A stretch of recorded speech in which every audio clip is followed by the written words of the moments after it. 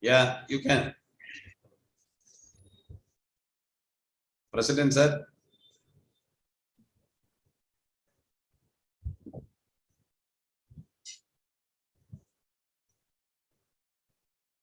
Yeah.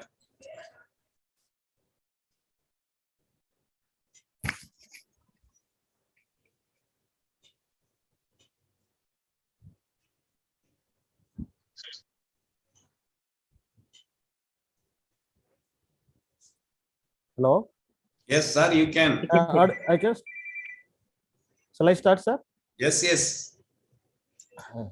Good evening and welcome to everybody. We now start the 18th edition of Pudukkottai Budan online weekly webinar program organized by ISA Pudukkottai branch, a branch of Indian Society of Anesthesiologists, Tamil Nadu State branch. I welcome our secretary to propose his welcome address. Over Thank to you, Dr. sir. Periyasan. Thank you. Thank you, sir. Thank you, sir.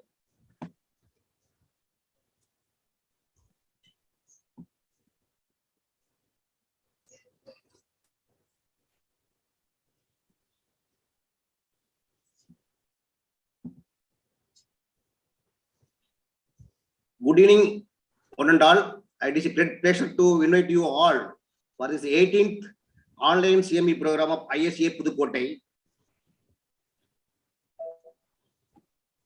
It is a great pleasure to welcome our academic chairman, Dr. A.L. Meenakshantram, sir, President Dr. Suresh Kumar, sir, Treasurer Dr. David, and ISA member Pudukkottai and online programs attending members, delegates from all over the country. It's welcome you all for this 18th program of ISA Pudukkottai once again.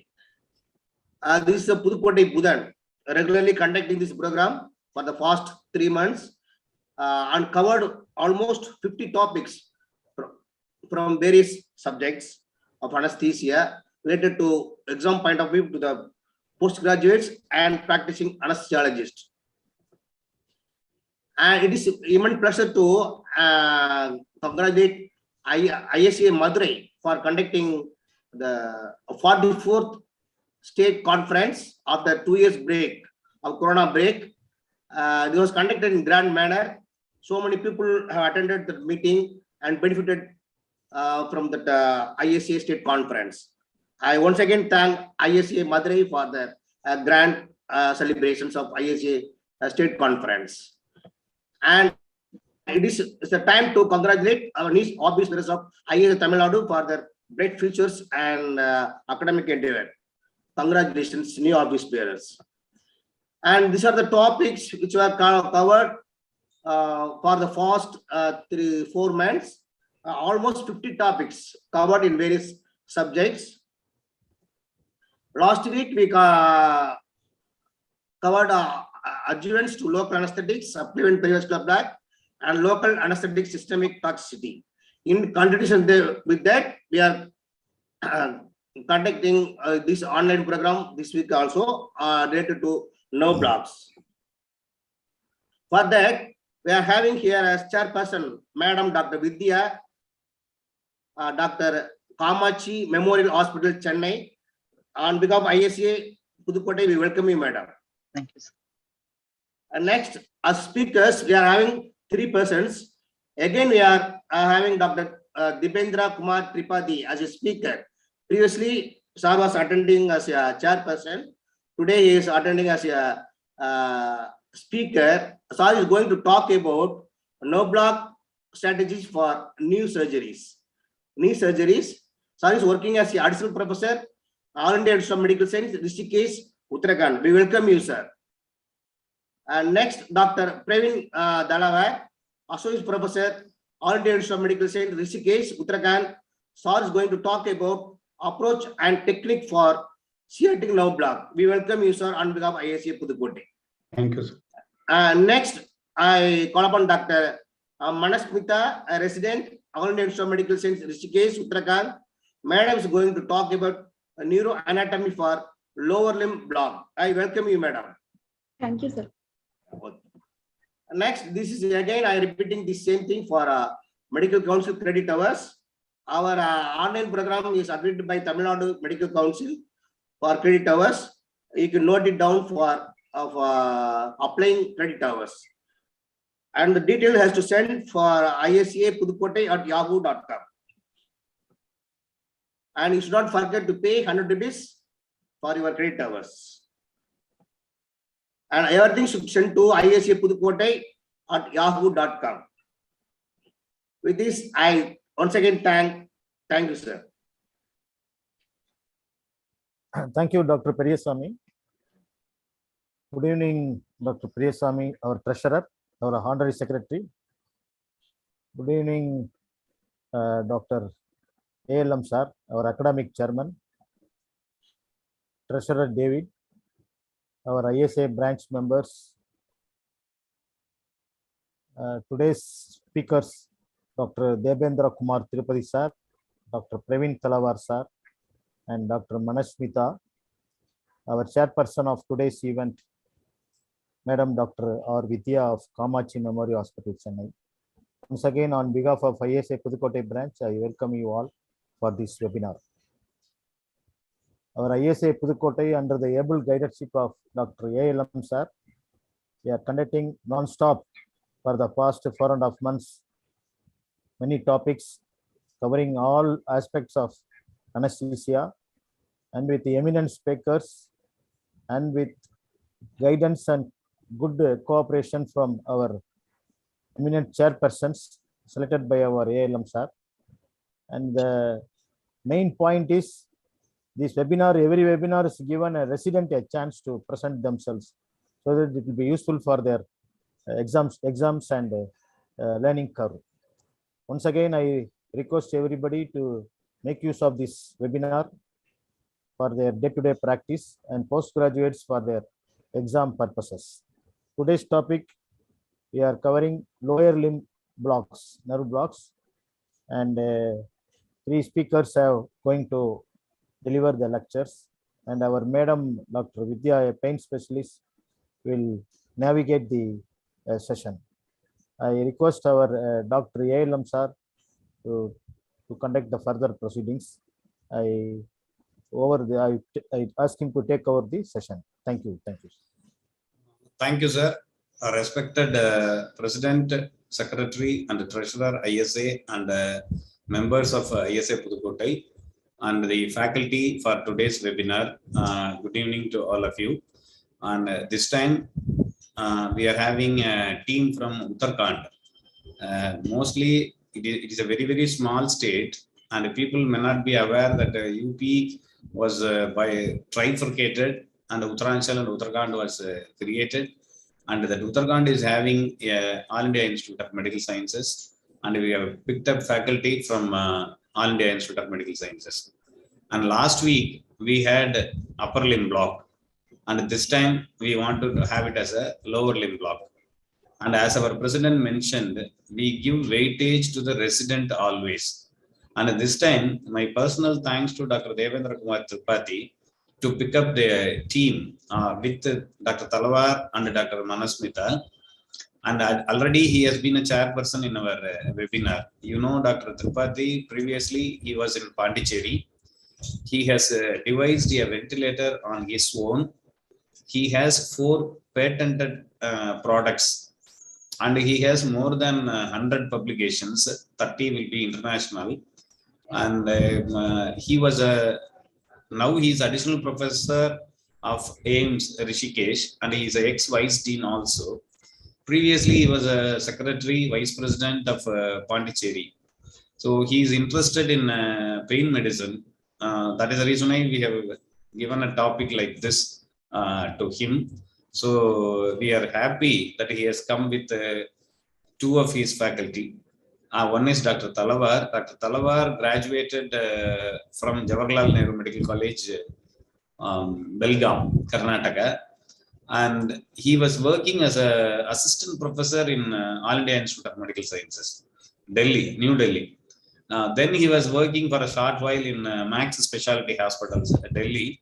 And now he has joined as an associate professor in AIMS Rishikesh. and he is interested in regional anesthesia and pain medicine, and naturally he is going to talk about lower limb nerve blocks. And Dr. Manasmita, belonging to Odisha, now doing her post graduation in Uttarakhand. She is a final year resident under the guidance of Dr. Devendra Kumar Tripathi. And as usual, we will pick up a apt chairperson for this, and she is none other than Dr. Vidya, because the three faculty are renowned faculties, and as Dr. Manasmita is resident, she is yet to become a national faculty. So this Pudukkottai webinar has given a platform for her to project her image. But already Dr. Talwar and Devendra Kumar Tripathi are national speakers, and to control them, to guide them, we need a able chairperson, and it is Dr. Vidya. Dr. Vidya has done her postdoctoral degree in cardiac anesthesia, and there's even fellowship in pain medicine. She was interested more than 20 years in pain medicine. She was working in Brunei. She was working in Karpayamnagar Medical College. Now, after Dippenby was started in Dr. Kamachi Hospital, Chennai, she has joined as a HOD in Dr. Kamachi Hospital, Chennai. And I know her for more than 20 years, and her enthusiasm has never come down. She is maintaining her standard, and she is attending all the conferences as faculty. And we are really delighted to have her. And I met her in Madurai, Tamil Nadu State Anesthesia Conference. At that time only we have fixed her. And she just asked what is the topic. Once she said regional anesthesia, immediately she obliged, because that is a passion for pain medicine. So to continue this, even next week we are going to have a chronic pain symposium. Once this upper limb and the lower limb are over, then we will concentrate on truncal block. So Pudukkottai ISA for Dr. Tripathi knows, but Dr. Vidya, for Dr. Talwar and Dr. Manasmita, we want to say it is only 3 years old. Pudukkottai is only 3 years old. Even at the inception level, Pudukkottai ISA has conducted a ISA sponsored CME. It has conducted a cadaveric ultrasound guided nerve block workshop, which people could not even imagine. And now it is continuing this weekly webinar for the benefit of postgraduates and youngsters. It is well received. And with this brief talk, I hand over the session to Dr. Vidya Madam. Please take it over. Thank you, sir. Now I welcome the speakers, because we are running time. So the order will be in the ulta. We start with Manasmita, neuroanatomy for lower limb blocks.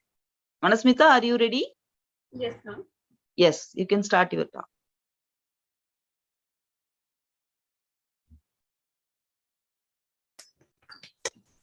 Madam, chairperson, madam. Yes, sir. It is not ulta. First PG, then associate professor. No, the order in the poster, sir. That is why I'm saying ulta. What I am order saying? in the, sir, order in the poster. Yeah, it is in the That's hierarchy. Okay, Hierarchy. okay, you noticed. Thank you, sir. So Dr. Manasmita will become Dr. Tripathi.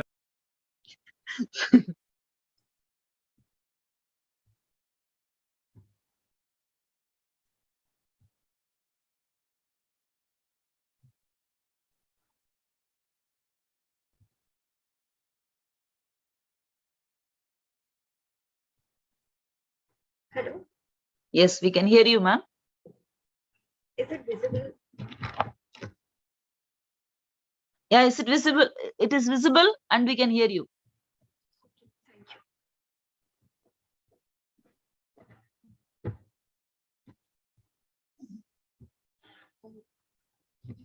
Good evening, respected teachers.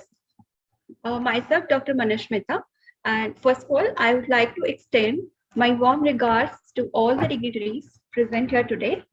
And I would like to thank the ISA Pudukkottai branch to have given me this chance to present this wonderful topic today. So I'll be presenting the neuroanatomy of lower limb blocks.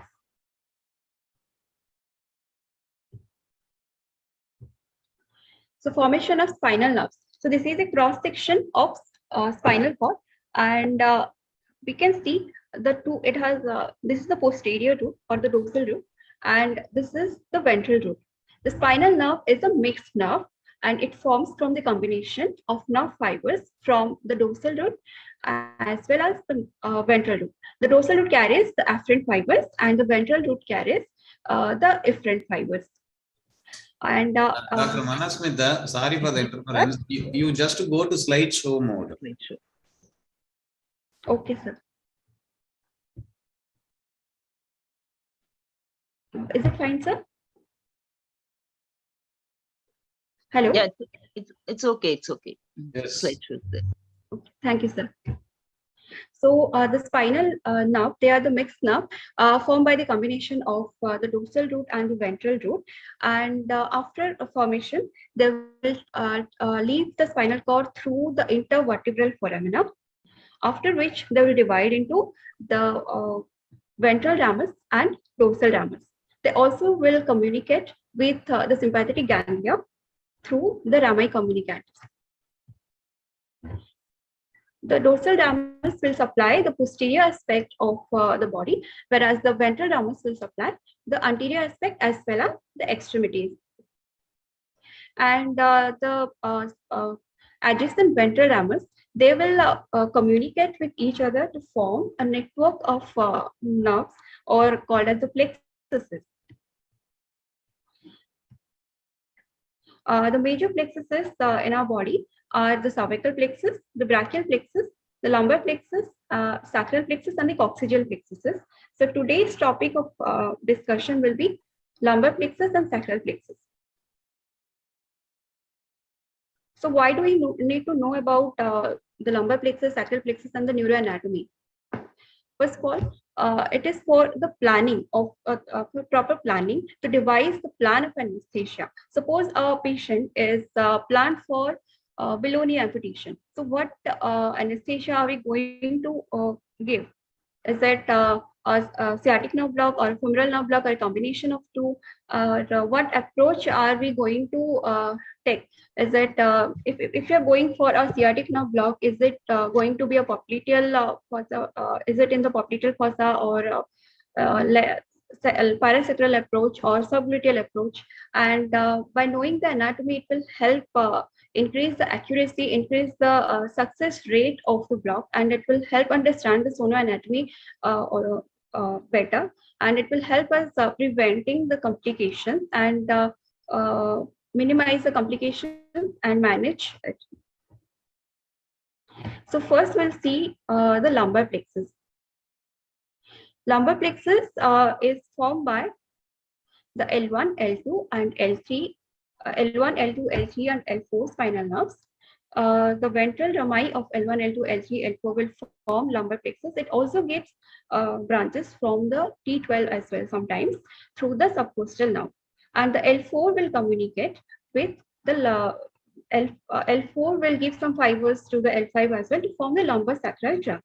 This lumbar plexus is formed lateral to this intervertebral foramina, and after that it traverses through the psoas major muscle.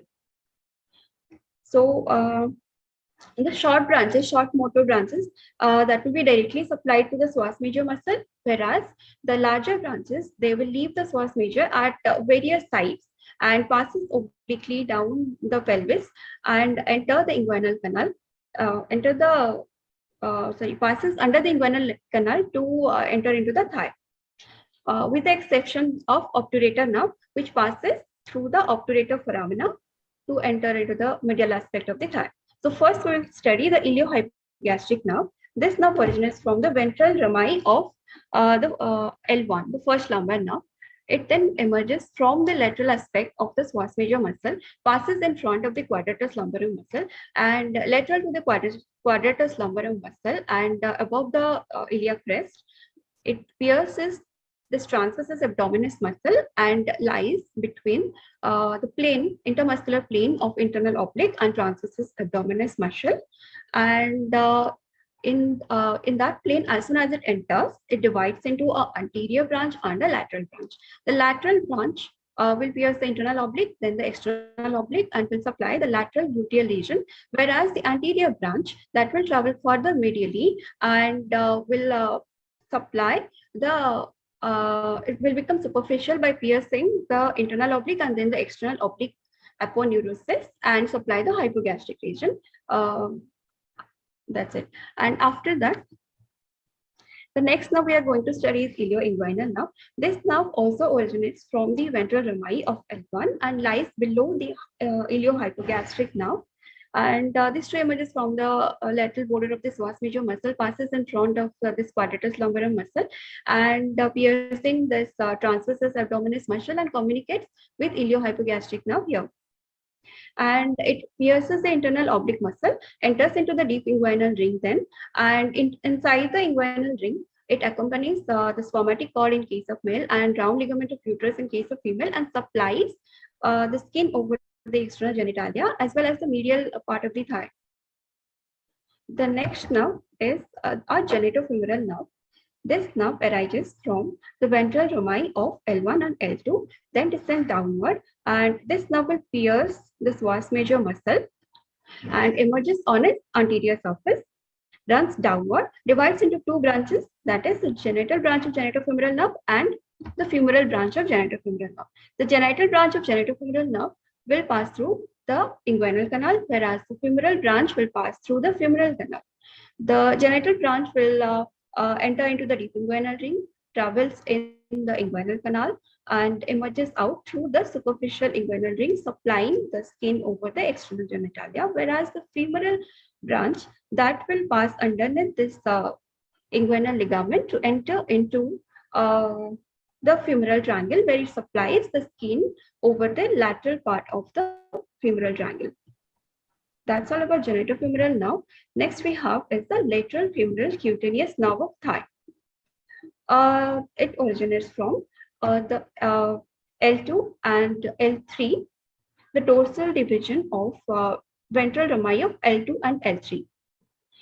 So this nerve will emerge from the lateral border of this vas major muscle, then travels in front of the iliacus muscle and towards the iliac spine. After reaching the level of the iliac spine, it passes underneath this inguinal ligament and enters the lateral aspect of the thigh.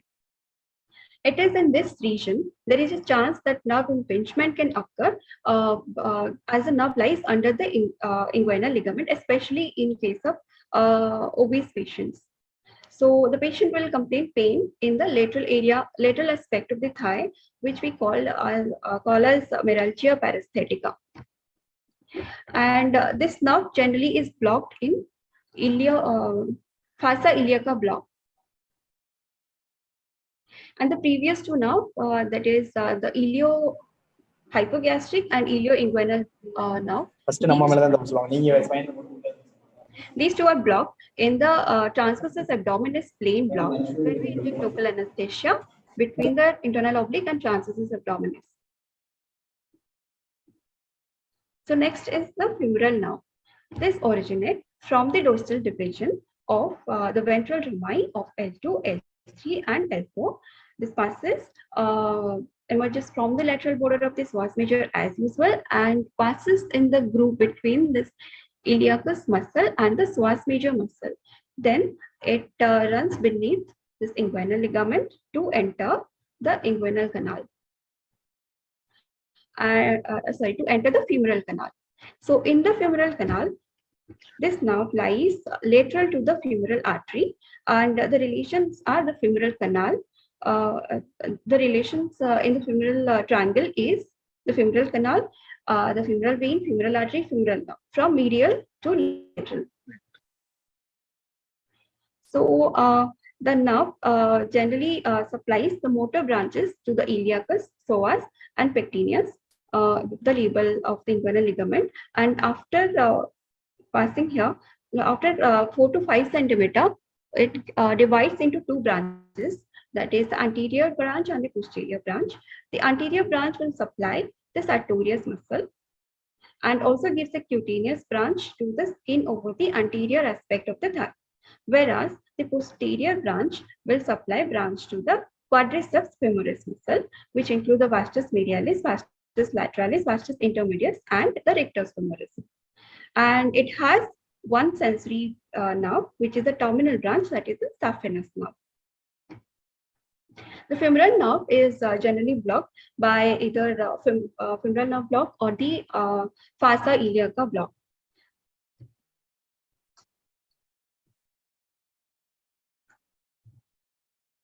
Next is the obturator nerve. This nerve originates from the ventral division of the anterior primary rami of L2, L3, and L4, passing medially to the psoas major muscle. Then it enters the lesser pelvis and passes further down and leaves the pelvic cavity through the obturator foramina. Then as soon as it emerges out of the obturator foramina, it supplies motor branch to the obturator externus muscle here. And after that, it divides into two branches, that is the anterior and the anterior obturator nerve and the posterior obturator nerve. And these two nerves, they are separated by the adductor brevis muscle. And the anterior obturator nerve that lies between the pectineus and adductor longus anteriorly and adductor brevis posteriorly, whereas the posterior obturator nerve lies between the adductor brevis anteriorly and adductor magnus posteriorly. And in case of obturator nerve block, we block this nerve in this intermuscular plane only.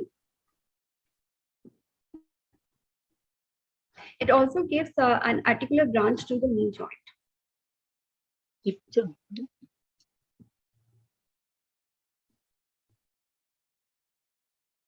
So these are all the nerves, the segments, and the distributions which we have already discussed.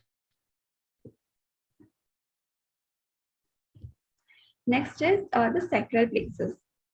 Sacral plexus is formed by the ventral rami of S1, S2, S3, and S4. It is also joined by the L4, L5, which forms the lumbosacral trunk and communicate with the sacral plexus.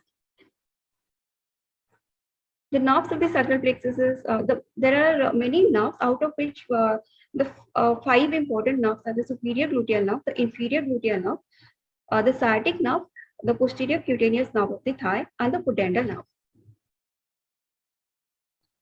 The sacral plexus, it lies, it is formed in the posterior lateral pelvic wall, and then that is superficial to the anterior to the piriformis muscle. Then they'll have a particular they'll have a one of the 3 courses.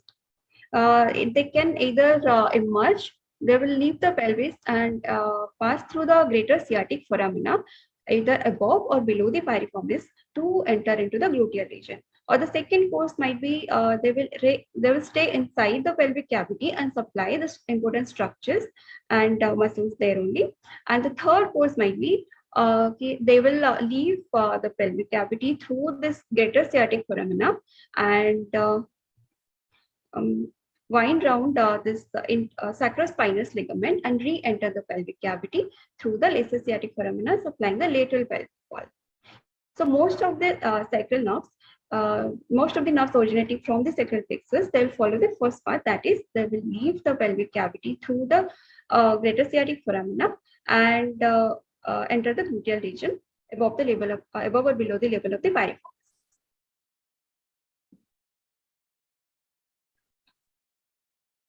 So we'll discuss each nerve.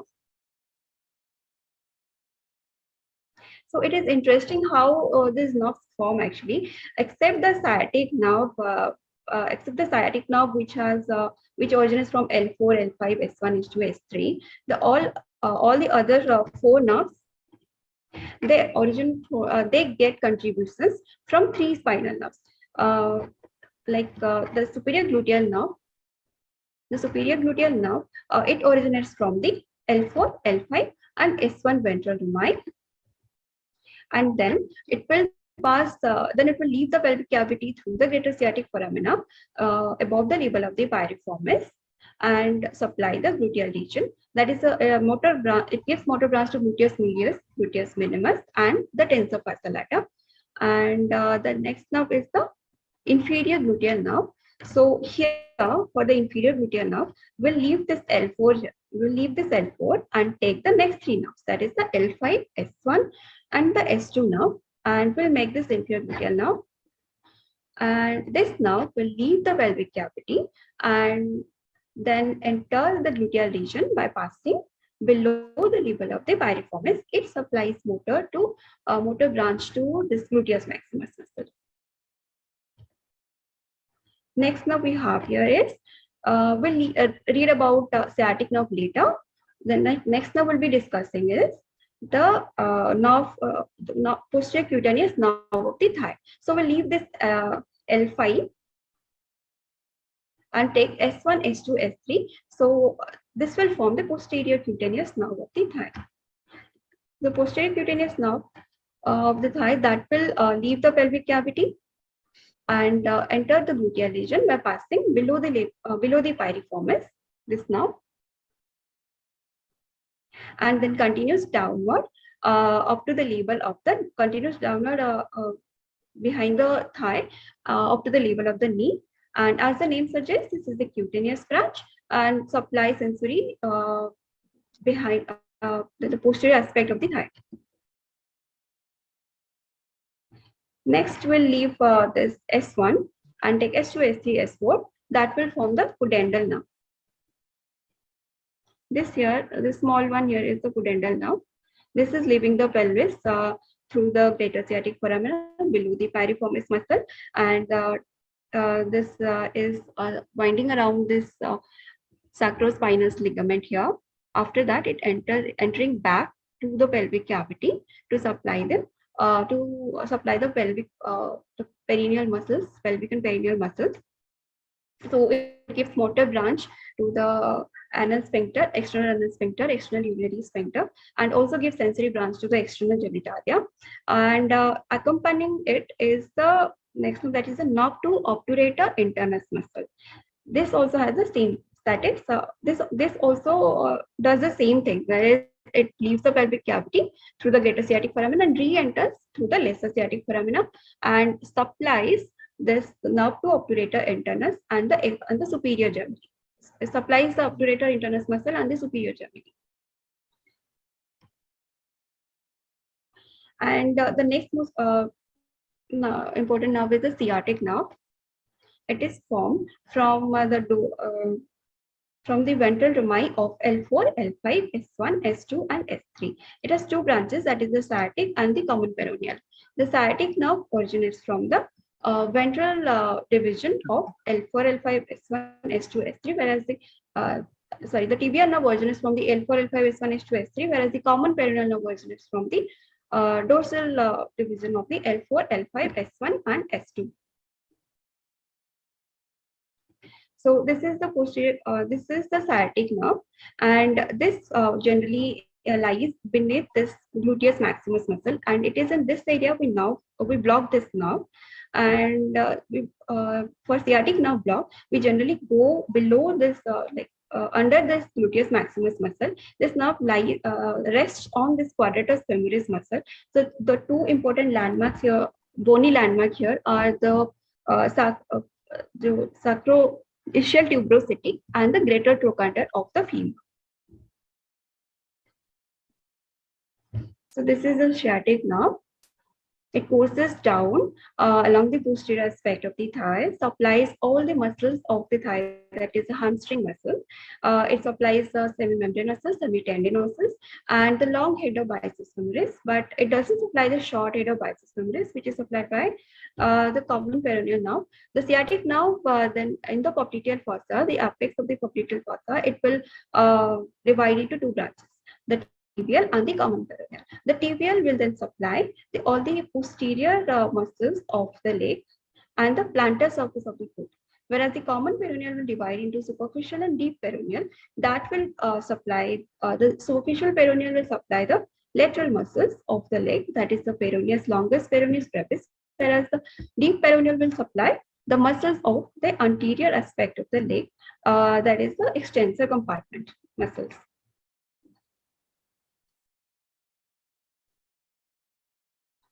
So more or less we have discussed this nerve supply of the leg. Below up to this, below ankle, the cutaneous innervation is what we're going to discuss here. When you perform ankle block, we block the 5 nerves separately. So anteromedially, we have to block the saphenous nerve, and posteromedially, we block the tibial nerve. And here, on the posterolateral aspect, that is between the tendoachilles and the lateral malleolus, we are blocking the sural nerve. And the anterior aspect, of course, we have the common peroneal, that is the superficial and deep peroneal. Superficial supplying the dorsum and deep supplying the first interdigital cleft.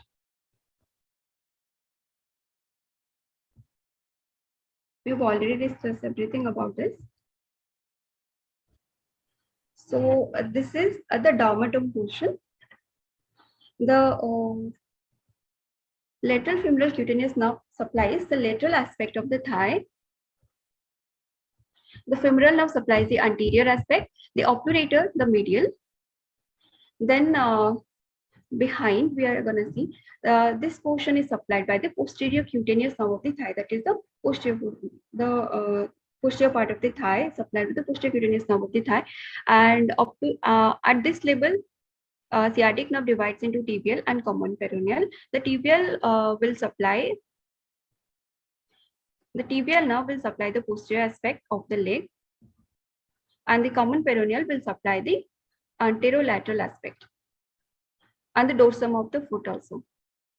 And the plantar portion is supplied by the tibial nerve, and the only below the knee, that is in the leg, all the muscles are supplied by the sciatic nerve, and there is only one exception here. That is the saphenous nerve to supply the medial aspect, which is a branch of femoral nerve and is a branch of lumbar plexus.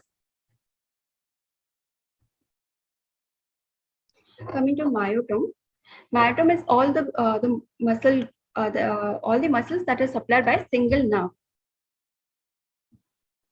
So this is the quadriceps femoris muscle, and this is supplied by the femoral nerve, and it causes extension of the knee.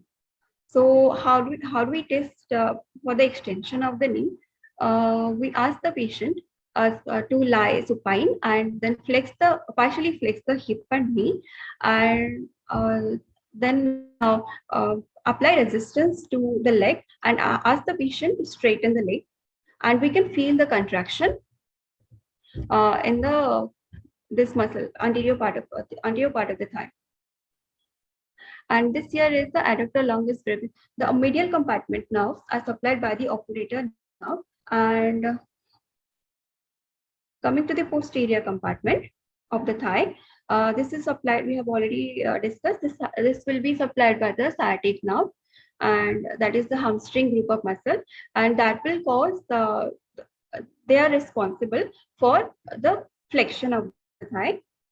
And for testing the flexion, we ask the patient to lie prone, and we give pressure to the pressure here on the leg, and ask the patient to flex against this resistance, and we can feel the contraction in these muscles. Then after this, the sciatic nerve divides into tibial and common peroneal, and tibial nerve supplies the posterior aspect. There is a gastrocnemius, soleus, and plantaris. So these are the plantar flexes. They are responsible for plantar flexion. So when the tibial nerve is damaged, in that case, patient won't be able to flex the foot. So to test the nerve, we can ask the patient to flex, and we will feel the contraction in these nerves. So next is the common peroneal nerve. Common peroneal nerve that generally supplies the extensor compartment, that is the extensor digitorum longus, extensor digitorum brevis, and extensor hallucis longus, tibialis anterior. They cause dorsiflexion, and if this nerve gets paralyzed, such as in case of leprosy or due to any trauma, patient will develop foot drop.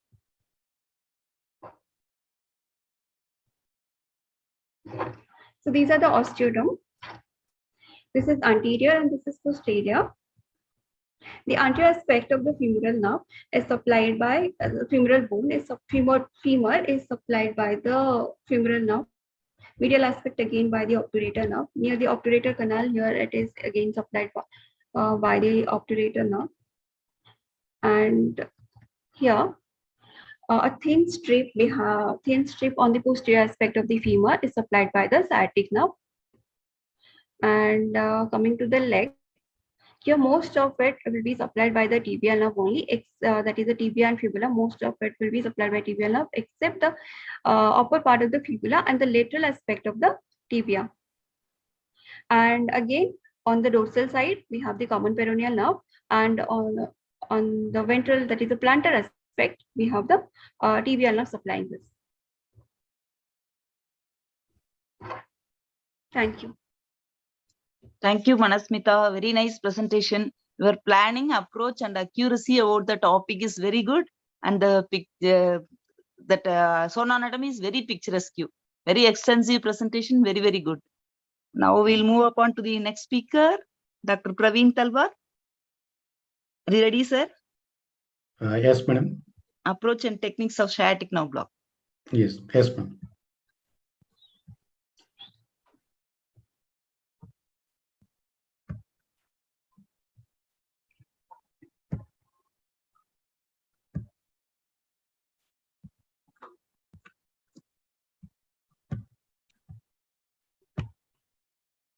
Are my slides visible, ma'am?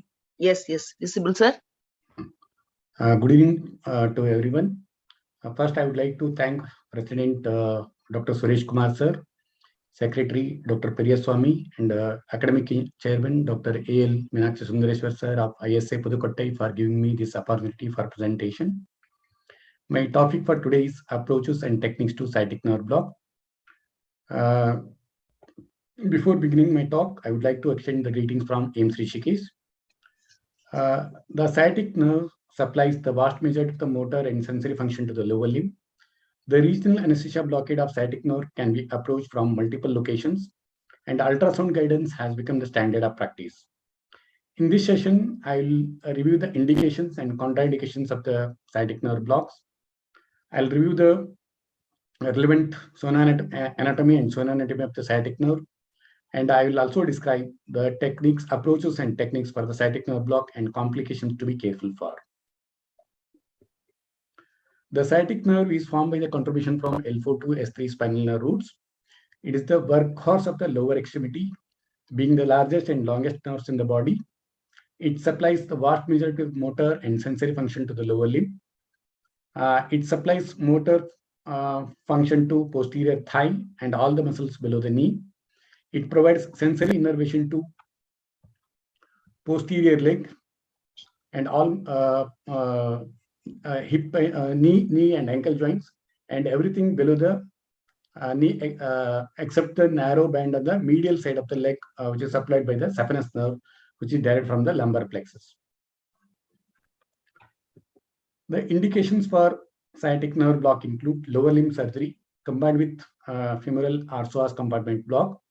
The sciatic nerve block often need to be combined with additional blocks such as lumbar plexus when anesthesia of the entire lower extremity is desired. For distal surgery of the lower extremity, however, more distal approaches like ankle block or popliteal sciatic block are preferable whenever feasible.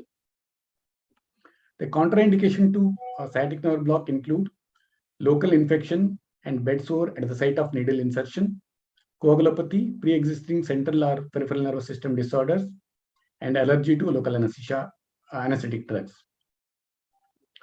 As already told, the sacral plexus originates from L4 to S3 nerve roots and is located lateral to the sacrum. It gives rise to 5 distal branches: the sciatic nerve, posterior femoral cutaneous nerve, superior and inferior gluteal nerve, and pudendal nerve. The sciatic nerve is the largest peripheral nerve of this sacral plexus.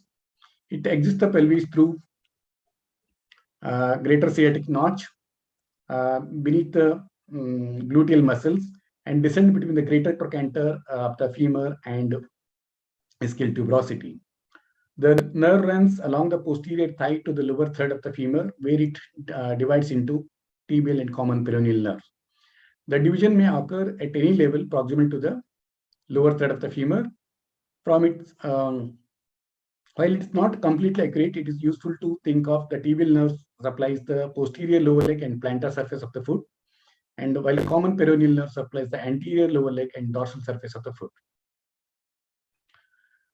In the upper part of its course, the sciatic nerve lies deep to the gluteus maximus muscle and rest on the sciatic nerve lies deep to the gluteus maximus muscle and rest on the piriformis muscle, which is deeper to gluteus maximus muscle.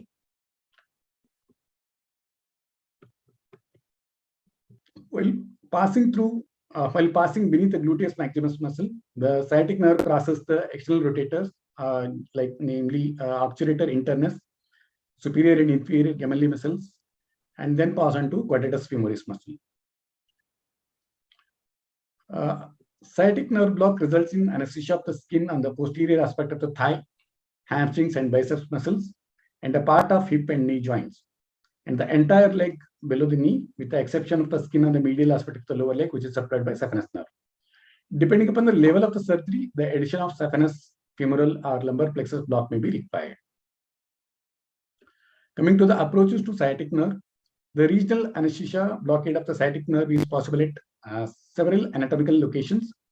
From proximal to distal, these sites are parasacral, gluteal, subgluteal, popliteal levels, and most of them are given through posterior approaches, either in prone or lateral position. Approach via anteriorly and laterally to sciatic nerve block also have been described for a patient who cannot be made lateral or prone either because of pain or because of the limitation caused by external fixator. As with the most other regional anesthesia techniques, all the approaches to sciatic nerve blocks have been described with the use of nerve stimulator. However, ultrasound visualization has become the standard of practice. It is advisable to combine both techniques as most of the sciatic nerve block locations are in deeper planes. Catheter-based techniques for intermittent or continuous infusion of local anesthetic is possible in almost all approaches and levels, except the anterior approach, where it is technically difficult to pass a catheter, causing discomfort to the patient, and technical difficulty in terms of steep angle required for the needle. Coming to the choice of local anesthesia drugs, despite its large size, sciatic block requires relatively low volume of local anesthetic to achieve anesthesia of the entire trunk. Generally, 20 to 25 ml of local anesthetic drug is sufficient. The choice of the type and concentration of the local anesthetic should be based on whether the block is planned for a surgical anesthesia or for analgesia purpose. When seeking for a prolonged pain relief, longer acting local anesthetic with adjuvants may be appropriate. The sciatic nerve block is a deeper block and may cause discomfort while being performed, as the needle passes through the gluteus maximus muscles. Adequate sedation and analgesia is important to ensure patient comfort. Shorter acting benzodiazepines and opioids can be used intravenously in a titrated doses for a patient comfort, along with the ASM monitors and emergency kit to manage any possible local anesthesia systemic toxicity. The typical onset time for this block is 10 to 25 minutes, depending upon the type, concentration, and volume of the local anesthetic use. The first sign of the block onset are usually reported by the patient himself as feeling that the foot is different, or they cannot wiggle their toes. Coming to the approaches, the parasacral approach to sciatic nerve block. The parasacral approach to sciatic nerve block is indeed a true sacral plexus block, and injection of local anesthetic occurs in a facial plane that surrounds the entire sacral plexus. That is formed just above the piriformis muscle. The sacral plexus is formed by the lumbosacral trunk and ventral trami of first, second, and third sacral nerves. The branches of the sacral plexus include superior and inferior gluteal nerves, sciatic nerve, posterior femoral cutaneous nerve, and pudendal nerve. These are the cut pictures of the pelvis. The nerve forming the sacral plexus converge towards the greater sciatic notch and unite to form a large band located on the posterior wall of the pelvic cavity in front of the piriformis muscle, which lies deeper to the gluteus maximus muscle. The sacral plexus rests on the anterior aspect of the piriformis muscle, and it is covered by the pelvic fascia, which separate it from hypogastric vessels and pelvic organs. The parasacral approach to sciatic was first described by Mansoor et al. In 1993. This approach is well suited for continuous infusion of local anesthetic. In addition, this block has a characteristic of a plexus block and yields anesthesia of the entire sacral plexus and obturator nerve. The parasacral approach to sciatic block has a wider clinical applicability for surgery and pain management of lower extremity, particularly when combined with femoral or psoas compartment block. The landmarks for parasacral approach to sciatic nerve blocks are easily identified in most of the patients. The patient is positioned in lateral decubitous position. The dependent leg is kept straight while the limb to be blocked is flexed in both hip and knee joints. The following landmarks are outlined by marker pen: the posterior superior iliac spine and ischial tuberosity, and line connecting the two is drawn. The needle insertion is 6 cm caudal to this PSIS on the line joining the PSIS to ischial tuberosity. The insulated needle is inserted at this point and advanced in a sagittal plane. Contact with the bone usually indicates the needle contact with the wings of the sacrum or iliac bone superior to and near the greater sciatic notch. In this case, needle is withdrawn and redirected slightly caudally and laterally. Contact with the bone can be used as a depth test. The needle depth is noted. The depth should not be, the needle should not be advanced not more than 2 cm beyond this point. At this site, the sciatic nerve is approached at the top of the greater sciatic foramen while leaving the pelvis. Advancing the needle deeper may expose the pelvic viscera and vessel to the risk of injury. The sacral plexus is normally located approximately 8 cm distal to this line, although individual variation exists between 6 to 12 cm. The goal is to achieve visible or palpable twitches of the hamstring, calf muscles, or the foot or toes at the current intensity of 0.3 to 0.5 milliamperes. The distal motor response may be either tibial or peroneal response. It is not necessary to stimulate both the components. The twitches of the hamstrings are equally acceptable because this approach blocks the sciatic nerve proximal to the separation of neuronal branches to hamstring muscles. Coming to the ultrasound guided branch, there are various ultrasound guided techniques have been described. Ultrasound guided techniques first will try to identify the greater sciatic foramen bounded laterally by the borders of the ischium and the piriformis muscle underneath the gluteus muscle, and we'll try to look at the sciatic nerves. This is the greater sciatic foramen and through which this piriformis muscle is coming out, and the piriformis muscle is lying below the gluteus maximus muscle, and the plexus is located just deeper to piriformis muscle. The Benston et al. In 2011 described the ultrasound guided technique which used parasacral parallel shift to identify the greater sciatic notch. The transducer is aligned between the posterior superior iliac spine and the midpoint of the line connecting the PSIS to greater trochanter, and the iliac bone is identified as a hyperechoic oblique line. The transducer is then moved infromedially with a parasacral parallel shift. When the transducer beam arrives at the sciatic notch, the ultrasonographic, the continuity of the iliac bone is interrupted. This is exactly where the sacral plexus exits the pelvis. Then the transducer is tilted slightly caudal, and the hyperechoic sacral plexus is visualized between the sacrum and the ischial bones beneath the triangular piriformis muscle, which lies beneath the gluteus maximus muscle. And the needle is advanced in plane from lateral to medial end of the transducer until the needle tip makes contact with the sacral plexus. In Taha's technique, which was described in 2012, I relied on the identification of the posterior border of ischium as a marker for the site of injection, site of location of the sciatic nerve. The posterior border of ischium appears as a hyperechoic line with a characteristic curve distinguished from the surrounding structures. To locate the posterior border of ischium, the ultrasound probe was placed in an axial plane with a medial edge of the probe about 8 centimeter lateral from the uppermost point of the gluteal cleft from the midline. Usually, PBI could be identified here at this level in almost all the patients. If the PBI could not be seen, the probe is then, they suggested 3 maneuvers, like moving the probe cranially, then caudally, and tilting the probe. The probe is moved cranially.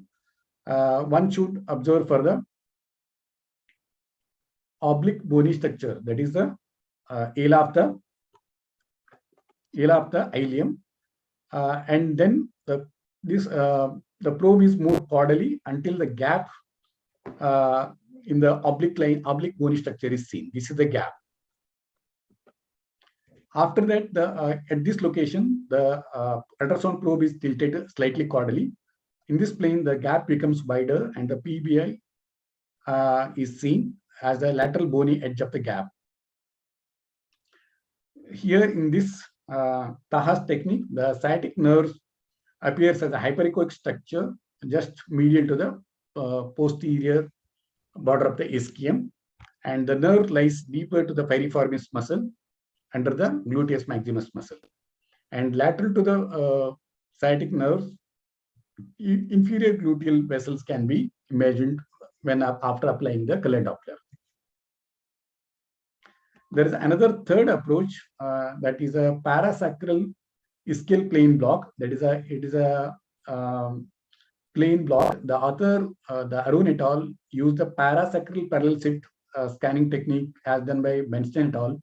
To locate the posterior border of the ischium, and the drugs were injected after making the needle making the contact with the posterior border of the ischium below the piriformis muscle, under ultrasound guidance without seeking any directly of the sciatic nerve. The drug then injected would spread in the facial plane of the sacral plexus. Then next we'll move on to gluteal level. The gluteal level, it is described by the posterior classic approach of the Labat, and it is later modified by the Winnies. The landmarks for the posterior approach to sciatic block at the gluteal levels are easily identified in most of the patients. The proper palpation of the is utmost important because adipose tissue may hinder the gluteal area, bony prominences. The landmarks outlined by marker pen, these are greater trochanter and posterior superior iliac spine. The line joining the greater trochanter and PSIC is drawn, and the midpoint is drawn, and there is a vertical line caudally, the perpendicular to this GTIT and the PSIS line, and 4 centimeter down this line will be the point of needle insertion. And the needle is advanced as usually the first tissues will be gluteal muscles. These which usually indicates the needle position is too shallow. And the goal is to achieve visible palpable twitches of the hamstring, calf muscles, or the foot or toes at a 0.3 to 0.5 milliamperes. The twitches of the hamstring muscles are equally acceptable because this approach blocks the nerve proximal to the separation of neuronal branches of the hamstring muscles. The Winnie has modified the Labat approach by adding a line from sacral hiatus to tip of the greater trochanter. This modification eliminated the need to measure the perpendicular line, instead extending it until it intersects the sacrotrochanteric line. Supposedly perpendicular line of variable length would better reflect the position of sciatic nerve according to patient's height. Coming to the subgluteal level blocks, D. Benedetto describes subgluteal approach to sciatic nerve block in 2002. This technique is a good alternative for more proximal approaches to sciatic nerve, with a potential for reducing patient discomfort during the block placement. The landmarks for these subgluteal approaches are greater trochanter of the femur and ischial tuberosity, and line connecting these two, and the midpoint is marked. And 4 centimeter the perpendicular line drawn from the midpoint, and 4 centimeter on this line is the point of insertion. A 20 gauge needle, 10 centimeter needle, insulated needle is used for this approach, and 20 ml of local anesthetic is injected when the tissues of sciatic nerves are obtained at a 0.5 milliamperes. The ultrasound approach, the sciatic nerve is approached deep to the gluteus maximus muscle, where it is identified between the two osseous landmarks. This is ischial tuberosity and greater trochanter. To obtain a view of sciatic nerve with the osseous structure at this level, the curvilinear probe is typically needed. At a transgluteal level, the sciatic nerve is usually visualized in short axis between these two hyperechoic bony eminence. One is ischial tuberosity and the other is greater trochanter. The gluteus maximus muscle is seen as the most superficial layer bridging these two osseous structures, typically of several centimeters thick. The sciatic nerve is located just beneath this gluteus maximus muscle and superficial to quadriceps femoris muscle. The sciatic nerve is often slightly closer to ischial tuberosity compared to greater trochanter at this level. Then now we'll move on to popliteal sciatic nerve. As the sciatic nerve descends towards the knee, the components of the sciatic nerve, tibial and common foramen, eventually diverge just proximal to the popliteal fossa. This division of sciatic nerve usually occurs between around 50 to 120 mm proximal to the popliteal fossa. Following its divergence, the common peroneal nerve continues its path laterally and descends along the head and neck of the fibula. The tibial nerve is larger of these two divisions and continues its path vertically through the popliteal fossa. The borders of the popliteal fossa are the tendons of the biceps femoris muscle on the lateral side and tendons of semimembranous and semitendinous on the medial side. The popliteal sciatic nerve can be blocked by either two approaches. So one is the intertendinous approach and other is a lateral approach. For intertendinous approach, the landmarks are marked by the marker pen. One is this is the popliteal crease, and medially this is the semimembranous semitendinous tendon, and laterally the tendons, the border is by the biceps femoris tendon, and the point of needle insertion is 7 cm from the popliteal crease, and needle is inserted perpendicularly between these two tendons of the biceps femoris and semitendinous muscles. In case if the twitch is not elicited at this point, the needle is withdrawn and redirected 15-degree lateral to this previous point to elicit the response. Suppose if there is no twitches at all, again we can change the point of entry 1 centimeter lateral to the previous point of insertion to seek the twitches in a perpendicular manner. Coming to the lateral approach, the main advantage of the lateral approach is that it can be blocked, administered in supine position. During the block performance, stimulation of common peroneal nerve is usually obtained first in almost 65% of the patient because it is positioned superficial and superficial than the tibial nerve. The patient in supine position, the foot on the side to be blocked should be rested on the footrest for observation of any twitches. The landmarks include, which should be marked by the pen, the vastus lateralis muscle and the biceps femoris muscle and the popliteal crease. The point of needle insertion is 8 cm from the popliteal crease in this groove between the vastus lateralis and biceps femoris groove.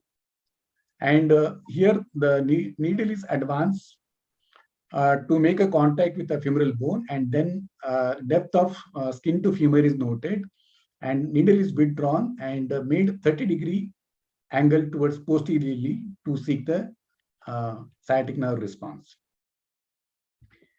In ultrasound guided technique, the transducer is positioned transversely at the popliteal crease. The hyperechoic bony shadow of the femur is noted appreciated around 3 to 4 centimeter in the after around 3 to 4 centimeter depth. Above that bony shadow, we can imagine the pulsatile hypoechoic popliteal artery, which can be aided with identified with a color Doppler. And the popliteal vein accompanies the artery. It's just superficial and posterior to it. If it is not readily evident, one can squeeze the calf muscles to make it prominent by applying the color Doppler.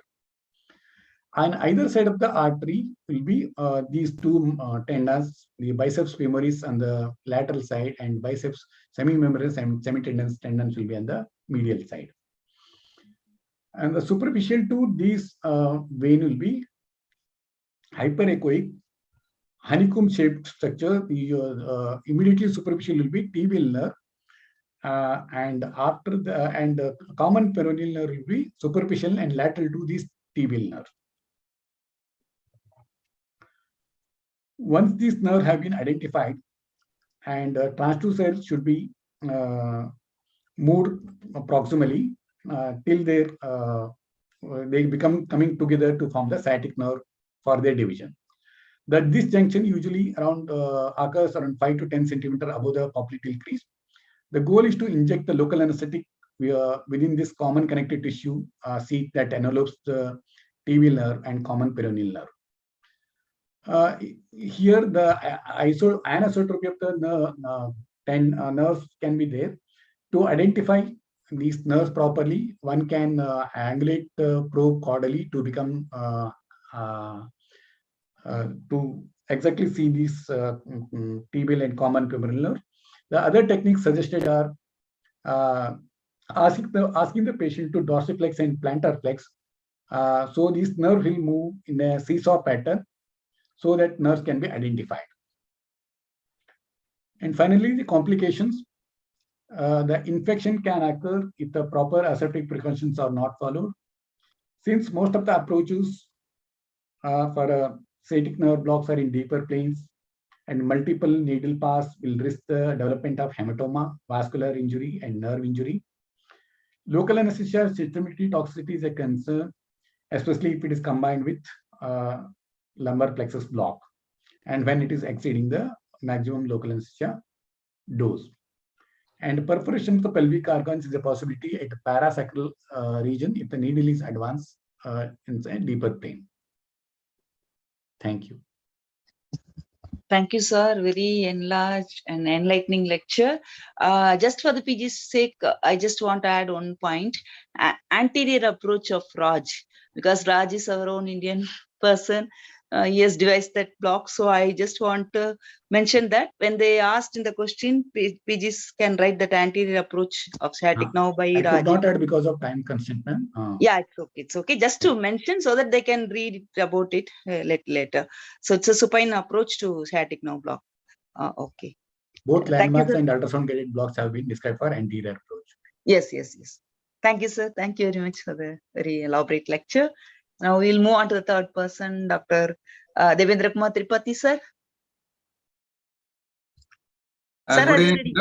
Yeah, I'm ready. Ready, sir, with your lecture? Okay, sir. Now block strategies for knee surgery. Okay, this latest topic and recent topic, and we are doing a lot of knee surgeries, arthroscopy, this and that. So, interesting lecture is awaiting. Ready, everyone? Thank you, sir. Over to you. And at the outset, I would like to thank the Meenakshi Sundaram sir and ISA Pudukkottai. They are doing wonderful work actually, and that is why whatever Meenakshi sir says or tells me to do, I never say no, because it is always a pleasure to be part of the team. So without much delay, I will start my topic. And as sir has given the goal that this will be like PG and some practitioners, so I am trying to only give the overview or maybe the points which you should keep in mind when we do a nerve blocks for knee surgery. So I have kept my lecture and I'll try to limit my lecture to 20 minutes allocated time. And anything which is not covered in the thing, and I can take the call to questions. And of course, madam is there, so madam also can clear some of our doubts. This is an important question. This is an important question for PG, sir, latest question, sir. So they should know about this. Okay, madam. Thank you. So most patients right now, most of the centers who are undergoing knee procedures are either undergo it with GA or maybe GA with epidural or maybe spinal epidural like central neural axial blockade or maybe GA. And in the post-op area, mostly it is followed up with the multimodal analgesia. That is how it is being practiced in many centers. So what we have to now focus on is the peripheral nerve block, and why we should do that is even the recent lot of evidence has shown that many advantages are there for this block. So we have to be acquainted with this nerve block techniques for surgeries. Now, as I was talking about the evidences or the advantages, and this is what the International Consensus on Anesthesia-Related Outcome Group, they have done a meta-analysis very recently, 2021 published, and they said that PNB use is recommended for patients undergoing THA and TK, except when the contraindication preclude their use. That means they are almost forcing you at least to use in THA and TK for peripheral nerve block should be used. So their recommendation is strong. So that is why, as Madam was telling, that this is a hot topic. Most of the people are looking at this. So we should know.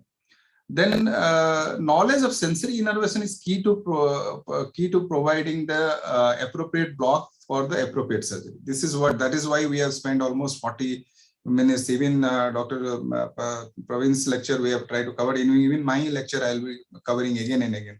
Though it is repetitive, but then that is very, very important.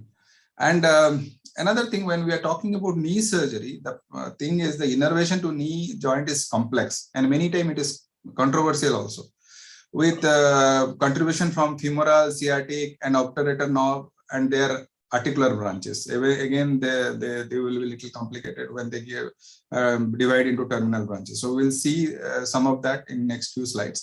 But we have to remember that knee is a very innervation wise, it's a very complex thing. Now, again, one more thing we have to keep it in mind is knee surgeries. Just I have given few examples, like it can be acute trauma injury of the knee, which we need to address anesthesia wise. Then it can be elective procedure like total knee replacement, and it can be arthroplasty or a simple arthroscopy. Why I put this 4 as example is the type of tissue injury, tissue handling, and area of thing, and post-operative surgical pain may differ in different surgeries. So that we have to keep what kind of surgery is being planned, and what is the intraoperative implication of that, and what is the post-operative implication of that particular surgery. So we have to keep that in mind. Now, when we are planning for a peripheral nerve block for this, and to be very clear, we are only talking about peripheral nerve block, not about the central neural axial blockage. So we'll be focusing on that. So the nerve block which is being planned can be of 4 categories. Like it can be only for analgesia, maybe intraoperative or post-operative analgesia. Maybe we can plan a peripheral nerve block for complete surgical anesthesia. That is called comprehensive nerve block. Some people use the term called comprehensive nerve block. That means nerve block should be sufficient enough to conduct the surgery itself. Then we can add it on top of a general anesthesia for having a balanced anesthesia technique, and is also a part of multimodal anesthesia. So anesthetic and analgesic option for knee surgery depend primarily on the type and ausity of the procedure being performed, individual patient characteristic, and anesthetic and surgical goal. Already I have covered, just to put it in simple line, that we have to take all this thing in account. And then based on that, we can plan for a single shot block, or we can go for a continuous block. Now, the nerve block strategy, how we should plan. This is how we should plan, because it's planning is very, very important when you think about a nerve block. So first thing is the surgical requirement. Already we have discussed that. You can discuss with the surgeon and look at the procedure, what they're going to do, how they're going to do. Then look at the nerve supply. What are the nerves you need to block? Though we are talking about knee, that means, okay, if it is knee, why not all the nerves which are supplied to the knee should be blocked? It is not like that, because some procedure may not require the other part of the knee to be involved, and we can avoid those nerve blocks. So that is why we need to again see the surgical area, what are the nerve supply. Then goal of the block. Either we are planning for a total, like as I said, comprehensive nerve block, or it is only as a post-operative analgesia method, or it is a part of multimodal analgesia technique. Then you select what block you are going to do. So sometime based on the requirement, suppose for knee, there is a arthroscopy done, and you want to just continue for arthroplasty is done, and you want to continue that post-operative analgesia, maybe adductor canal block with a continuous catheter will be sufficient. So like that, it may vary. So you have to select a block. But if it is a total TKR, but you want to do it under a comprehensive block, then you have to look for multiple blockades. So that we'll see later. Then you perform the block. But then as whoever has practiced peripheral nerve block will know that the blocks, because the anatomy varies, the technique varies. So it is sometimes it may be partial because the nerve innervations are overlapping, and it is some individual variations are there. Particularly in knee, it is more common. So once you perform the block, you have to assess the block. And then if you required, you can give a rescue block on or maybe supplementation will begin. This is how the nerve block should be planned. Now, already it has been covered, the dermatome, myotome, and osteotome. But if you look at the knee area, so what is the nerve which is supplying that area? That is femoral nerve, lateral cutaneous nerve, obturator nerve, common peroneal nerve, saphenous nerve, and tibial nerve. But if you look at this, see, suppose something which is only involving the skin, then you need not involve the tibial nerve. Whenever there is a muscle involvement, then you think about the tibial nerve. Obturator nerve, similarly, it is just a very upper part of the medial part of the knee, but it can extend. So this image which is being put is not a standard image. It is only a representation that we have to know, because there will be some variations and differentiation you can find with the standard textbook. So just it is to depict that how it can vary. So if you are only planning for this, then few nerves will be different, and then we are planning only for the anterior aspect, it will be different. You go to the posterior aspect, again all these nerves are involved, but then the tibial nerve and common peroneal nerve will be more prominent, and particularly if you are looking at the capsule or the articular surface, it is mostly supplied by the articular branches of the tibial nerve. So tibial nerve becomes very important whenever the posterior capsule or posterior part of the knee is involved. It is further the terminal branches name, and I have enumerated, but for practical purpose, when we are planning to block, we may just skip it, but you can see. But this image, if you look, there is been color coded, taken from our World Federation of Society of Anesthesiologists website. There on a tutorial, it is there. If you look at this, they have color coded. The blue is a branch of femoral nerve, yellow is a branch of common peroneal nerve or sciatic nerve, and red is a branch of tibial nerve. Suppose it is surgery is involving this area, you can only go for a femoral nerve, or rather saphenous nerve block will do. All the terminal branches will be. But if it is involved, then maybe saphenous will suffice, or maybe you have to add a common peroneal nerve. So like that, we have to think. So this is again, I will just skip this slide because this is again showing what it is showing is only it is a sensory innervation of knee, and you see that femoral, sciatic, and obturator. Again, the cutaneous branches are different, and joint capsule when they enter, it is different. So something will be supplying, not supplying to the cutaneous, but they will be supplying to the joint of the capsule. So then if it is involved, then you have to, though there is no cutaneous supply, but we have to target those nerves. So, but whenever you are thinking about the major nerve, then you don't have to think like that. So when you think about the nerve block, as we have already discussed, that these are the nerve we need to block, and we know already the first lecture is covered that they originate from lumbar plexus and sciatic plexus. So if I want to cover everything without thinking much, I can just go for a lumbar plexus block and then sciatic nerve block. But then these blocks are again complex, and we need not block the entire lumbar plexus or the sciatic nerve for a simple procedure where only minimal analgesia is required, or the surgical requirement is not much. We can just switch to either to a single nerve block or multiple nerve block. So, and these nerve blocks are easy to learn, and there are certain blocks which can involve multiple nerves. Even the adductor canal block, if you do, there are another 2 nerves can be simultaneously blocked. Like that, various techniques have been described. So what happens here is it's a common thing, and the analgesic efficacy decrease from proximal to distal. That means that doesn't mean that the qualitative decrease in analgesia. But what happens is if you are blocking at the lumbar plexus, that's the proximal part of the nerve supply. If you are blocking the nerve plexus, the cross innervation, the variations, everything is covered. All the nerve which is coming from the lumbar plexus is blocked. And you go to the sciatic plexus, everything is blocked.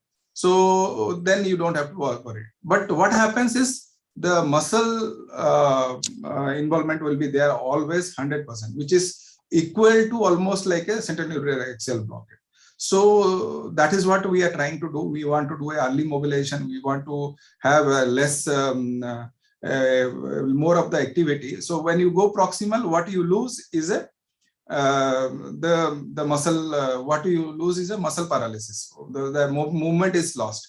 But if it is a surgical anesthesia you are planning, that is comprehensive nerve block you are planning, going more from proximal makes sense. Like you can go for a femoral block, you can go for a sciatic block, most of the, if it is well done, and of course you have to look for the lateral cutaneous nerve and other thing. If your surgical area falls into that, you can go for a complete block. But if you are only looking for the analgesia, intraoperative, postoperative analgesia, and the surgical needs are not much, you can go for a single nerve block or multiple nerve block.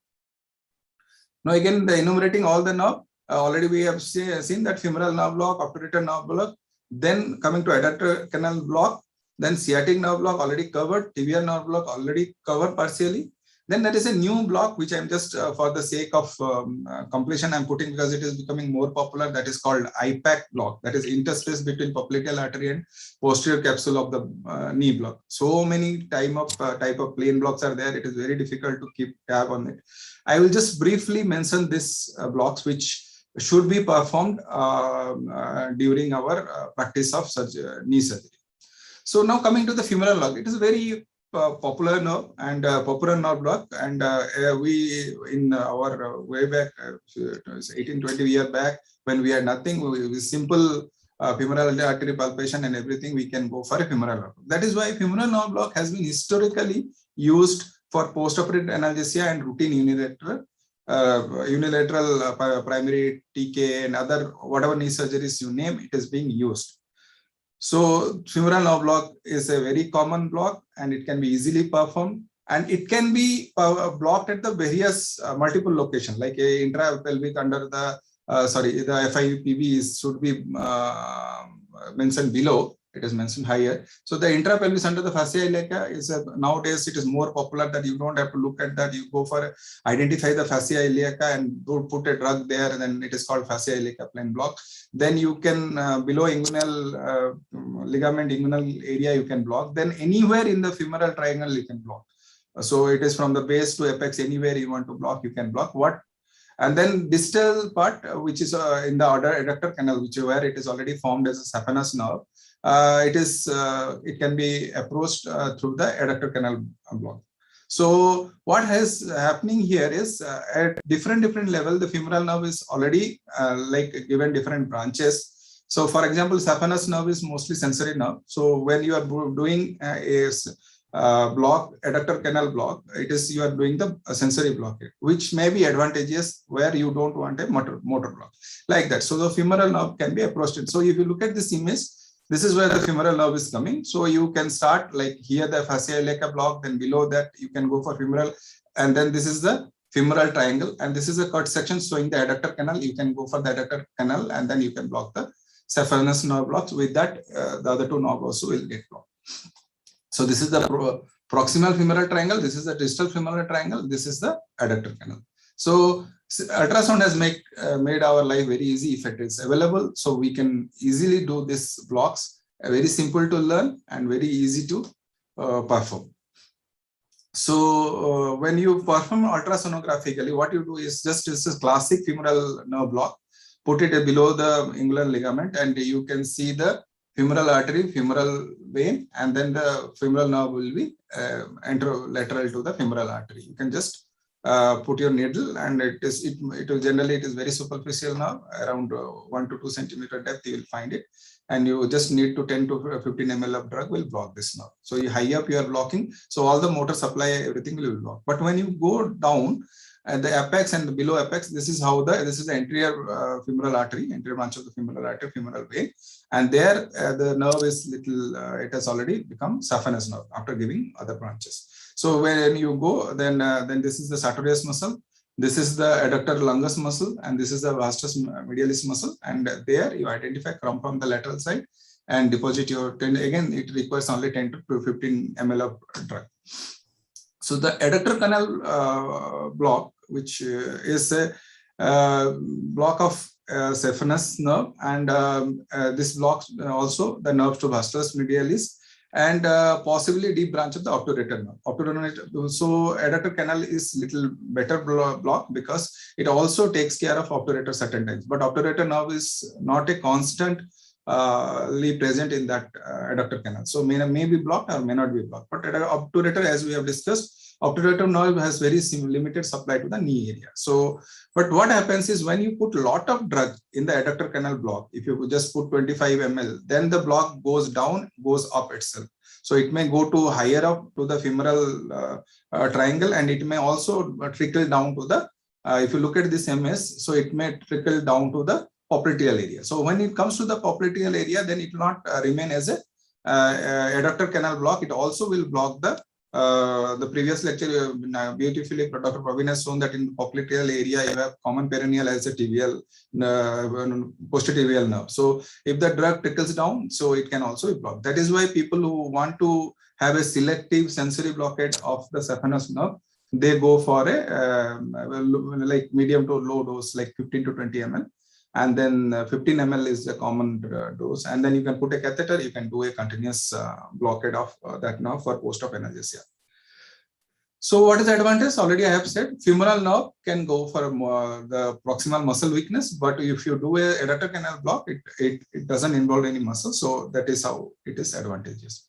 Now, obturator nerve, I will not go into detail, but it is the medial part. So you have to move, then you have to locate the adductor brevis muscle, adductor longus muscle, and adductor, then in between there you can locate the anterior branch and posterior branch of obturator nerve. You can block. Either you put a plain block, just simply put a drug. But obturator nerve mostly is not performed unless and until you assess the nerve block and you find that, okay, the medial upper part of the knee is not blocked and you are planning for a complete like comprehensive nerve block, then you should go for it. Otherwise, most of the time the obturator nerve block will not be needed for the knee surgery. Of course, it is a very important nerve for the upper part, like thigh and above the knee surgeries, but not the only thing you have to remember that if suppose it is a amputation or something, above knee amputation, definitely it has to be involved.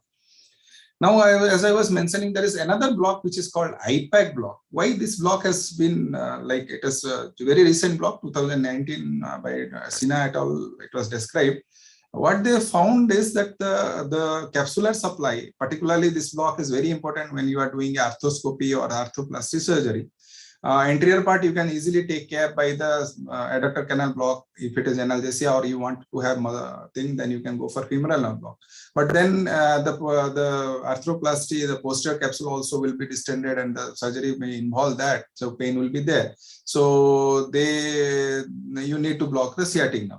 But then they found if you are planning for the post-op analgesia, then simply if you deposit the drug between the bone and the popliteal artery, then all the innervation which is coming from the tibial nerve entering into the capsule and supplying the inner nerve, supply the sensory area, it will be blocked.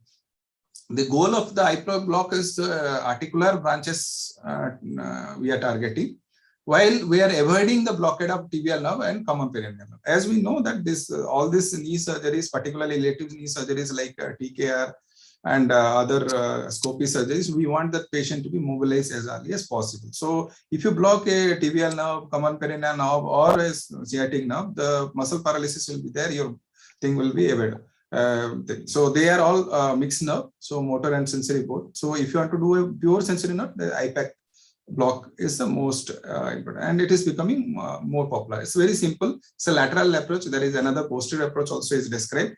This is femur. You have to just identify the femur, identify the popliteal artery, take your needle and deposit between this. That is so close to the thing.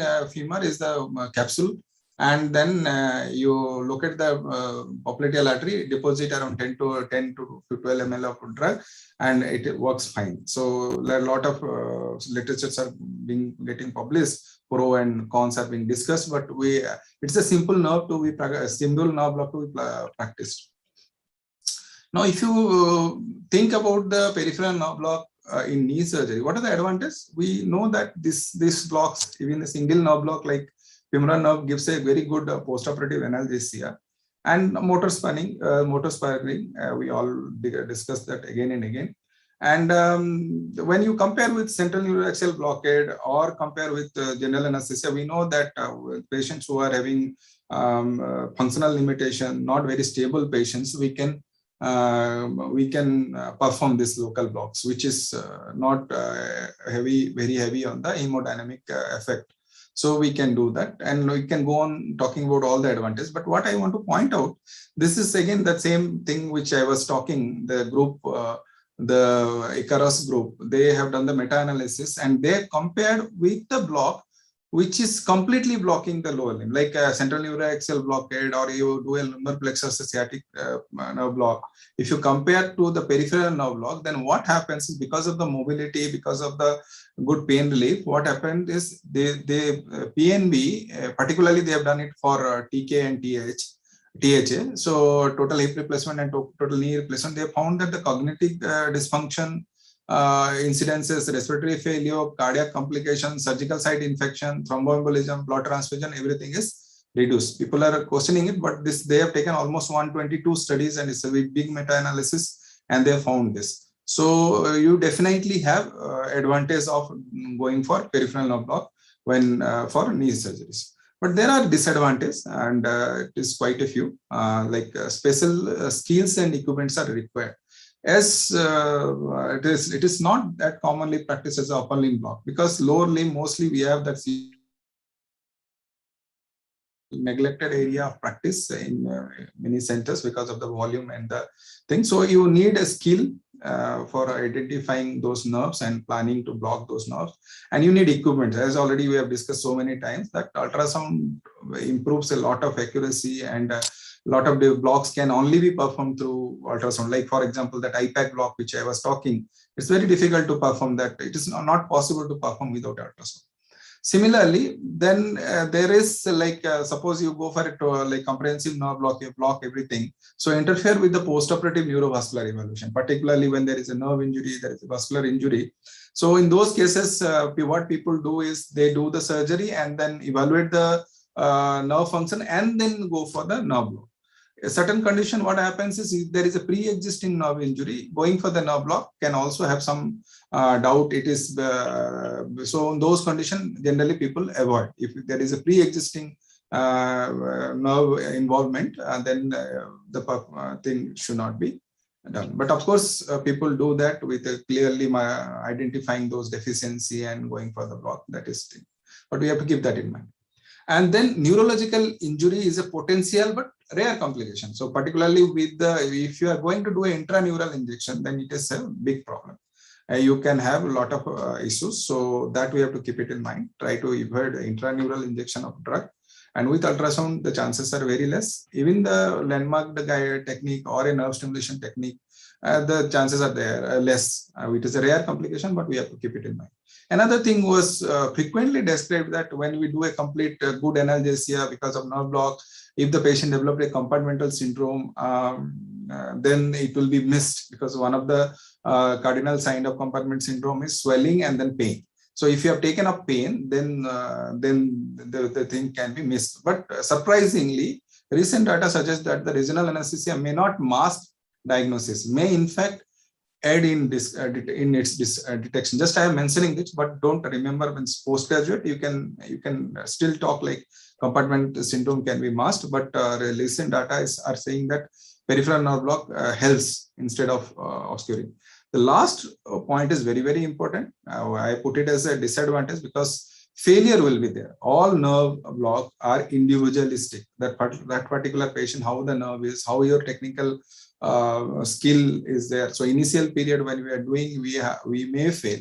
So we have to learn it again and again. So many times I've seen failure like, okay, it doesn't work. It is not like that. We have not mastered that technique adequately. That is why it doesn't work for that particular patient, or maybe that particular patient will have some variation or cross innervation. But failure, we have to keep it in mind. So failure, there are three implications. One thing is you have to again see why it has failed, and always when at the planning stage itself we have planned for the failure, because knee surgery we have already discussed. It is covering multiple things. Suppose you have put a adductor canal block and it is not working, but your posterior tibial nerve or a sciatic nerve block is working. Now you have to think about a rescue, or maybe you have to think about a different technique. So rescue blocks, you can again try to block if your total dose of anesthetic drug is not crossed. So that we have to keep it in mind. Then whenever we are performing this, we should not forget, these are very, very, very, very important thing. A good PSC, we have to identify like a routine PSC, like that. It is not that we are doing going to do a peripheral nerve block, so we have to be casual. Yes, it is totally, it is like a proper anesthesia evaluation. Patient counseling, because it is also very important. The first step of any peripheral nerve block is patient counseling. While performing the block, you have to keep the patient comfortable, and then if required, a pre-procedure sedation, pre-procedure angiolysis should also be given. Then choice of local anesthetic, what drug you are going to take and what concentration you are going to take. If it is surgical anesthesia, you have to choose something between 0.3, I'm talking in terms of bupivacaine, 0.35 to 0.5%, 0.25% for scopies and all are enough. It is based on what procedure is. So choice of local anesthetic, and then volume for that particular block, you have to decide. Now when particularly knee surgeries, as we have discussed, we may have to go for multiple 2 or 3 or 4 blocks. So in that, we may get lost in the total dose of the local anesthetic. So we have to pre-calculate this much only volume. This is the drug which we can use. Many times what mistakes we do is we add lignocaine, we add bupivacaine, but we try to take a total dose of both the drug. It is not. It is like 50-50 only. So whenever you are mixing 2 drugs, generally we don't mix nowadays, either use bupivacaine or ropivacaine. We don't mix any more lignocaine and all. But if you are mixing 2 drugs for any reason, please keep it is a cumulative dose. So you have to reduce half. So total dose of local anesthetic, already last, I think, lecture, there was a topic, so it would have been covered, but we have to keep it in mind. The next point is adjuvant. Adjuvants really works very well. If you add drugs like clonidine, you can add a drug like even opiates. These drugs extend the block, but depends on what kind of block you are doing and how long you are planning to do it. So that is how you have to select. You have to plan for adjuvant, either to add or not. If you add, what drug you will add. I'm not going into detail of that because of the time constraint and not is the scope of our topic. And as I said, planning, everything should be planned, including the plan for the failure. And communication with the surgeon. That is very, very important. Communication with the patient already done. Communication with the surgeon. You have planned for something, but suddenly the surgeon is, because of the surgical requirement, has changed. But if you don't know, then your things can go haywire. Suppose there is a plan for only scopy and come out, you have planned something, but the surgeon now wants to do a reconstruction. Of course, that was there in their plan, but it was not the primary. So you have to again change your approach. And complications, all the complications already discussed. So those complications, you have to keep it in mind, that intravascular injection, what we should do. If it is, so other things, we have to keep it in mind and handle it. Now to summarize, regional anesthesia technique that promote early ambulation and effective pain relief is advantageous in knee surgery. So it is more and more proven, and the more and more the surgical team and the patient will demand from you. So we have to learn and know this. The knowledge of sensory innervation, again and again, I'm telling, it is the key to provide the appropriate block for appropriate surgery. So the thing is, nerve block technique should be learned and incorporated in our anesthesia plan as a single technique or a multimodal technique or whatever you have to incorporate that in your day-to-day practice. So that is thing. And thank you again for giving me this opportunity. Thank you very much, Tripathi sir. Very extensive, very elaborate, thought-provoking, and enlightening lecture. Thank you very much. Again, just as a pain vision, I want to add one point with your permission. Yes, madam. There is we all know that genicular nerves are the articular branches for the knees, which we explained all the femoral, this thing, everything. But I just want to tell you there is another block technique called genicular block, which we use for commonly in the chronic pain management, that can be used as an analgesia for as a supplementary analgesia for the surgical procedures also. So the supralateral, supromedial, and infralateral genicular block, which will take totally 90 seconds. So that alone will help you in your that's a multimodal part of multimodal analgesia in the knee surgeries. That also PGs can elaborate in their question when they are answering the question for knee blocks for the knee surgeries. So in that genicular branch I want to mention. Yes, madam. RF and all there for the pain management, but genicular blocks that they can do for a multimodal analgesic technique. Just I want to add, sir, with your permission. Okay. As a pain vision, I am adding. Sorry. No, madam, that is mentioned, and I didn't add that, but thankfully you have mentioned that. But that is also it's a part of multimodal analgesia, and it is easy to perform also. Very easy to perform. Madam, there are a few questions in the chat box. Yes, sir. Yeah, one question is, sir. Yeah. Can we add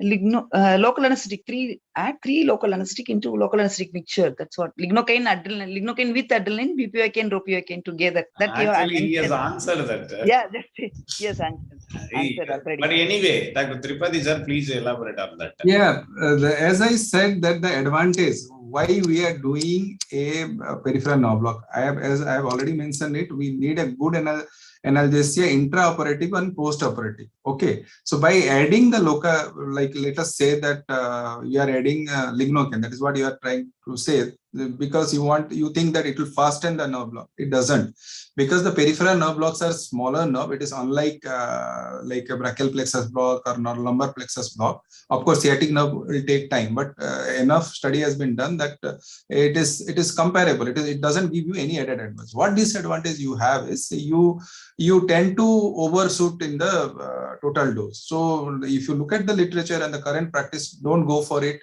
Go for even you can avoid the if you are not doing lignocaine, you can avoid the adrenaline. Most of the block doesn't require it. You can straight away go for bupivacaine or ropivacaine. Now more and more people are practicing ropivacaine because of the safety in the cardiac toxicity. So my suggestion and my advice is not to go for any kind of mixture. Try to rather play with the adjuncts and the concentration of the drug. So if you get more confident on the particular, let us say you started with ropivacaine. Ropivacaine, you can go for 0.5, 0.75. And with our experience, we use 0.5. Some people still use 0.75 for surgical analysis. Like that, you can practice so that if you go for a lower concentration, you can use a larger volume. So the blocks which will require larger volume, and this with adjunct, what happened is it takes the block up to 12 to 18 hours. There are reports where the block goes for 18 hours. So don't go for mixing the local anesthetic. Go for mixing with an adjunct, which will give some advantage to your practice. Thank you. Another question, I'm not able to get the question. Local agents are addition like max, sir. I don't understand. Madam, you can ask that person to come on. Yeah, that's why I gave the thing. Please be clear in your question. Dr. S. Parasacral is also there. He wants to know evidence against mixture. Parasacral, he can be online. Online, please come. A1 Logics, you can unmute Dr. Parasacral. Then that question. Hello. Yes. Yes, Dr. Parasacral. Hello. Partha sir, we can hear you. Yes. Sir? Good evening, everyone. Sir, good evening. Good evening, Tripathi. Sir. So there are two things which are both are myths actually in this mixture of local anesthetics. Number one is the action is onset is fast and it extends like this. It is a myth totally.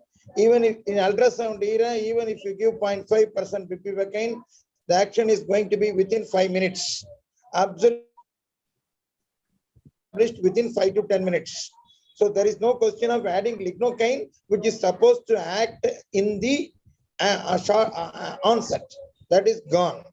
Number two is, if you add mixtures, we can give more because the toxicity chances are less. That is gone. Toxicity is synchrony.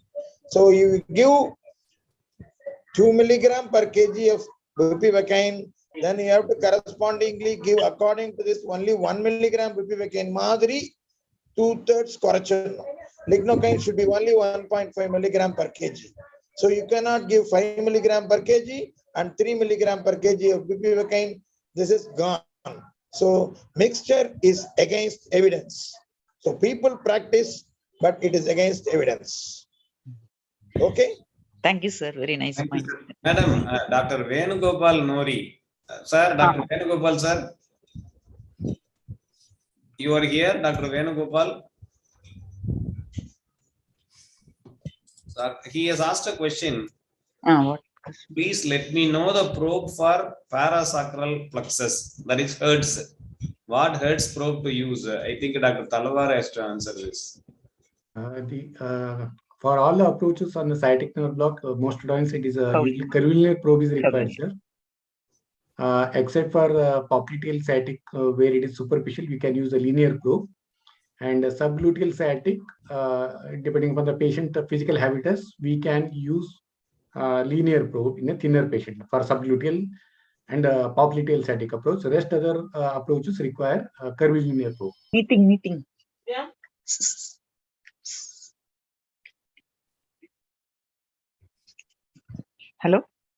Hello. Yes, ma'am. Yes, sir. I don't see any other question in the chat box.